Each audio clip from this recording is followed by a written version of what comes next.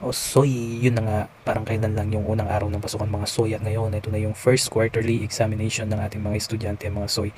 Ito pala yung start o yung unang araw na kanilang pagsusulit mga soy. Ngayong araw na to, 4 na subject yung kanilang ititake mga soy. As we prepare to take our exams, grant us the knowledge, wisdom, and understanding needed to succeed.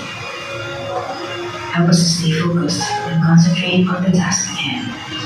Siyempre, ang pagbungad natin dyan mga soy ay yung panalangin mga soy para naman magkaroon sila ng guidance ng ating Panginoon sa kanilang unang markahang pagsusulit mga soy.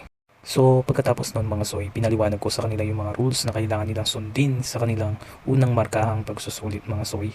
Okay, we're inside the movie. Kaya pasalamat nyo kapag may kayo dito sa ating noise recognition. Siyempre mga soy, kailangan natin maging stricto dyan mga soy. So pinagbawal ko sa kanila yung paggamit ng cellphone. Yung mga kagamitan nila dapat nasa cabinet mga soy. Ang nakikita ko lang sa kanilang mga desk mga soy ay yung malinis na papel at ang kanilang ballpen mga soy. Tapos mga soy, inintroduce ko sa kanila yung site na aking gagamitin para maiwasan yung pag-iingay mga soy during the examination. So, ito yung noise detector mga soy. So, kapag nagingay sila dyan, itong mismong web na to ang magbabawal sa kanila mga soy.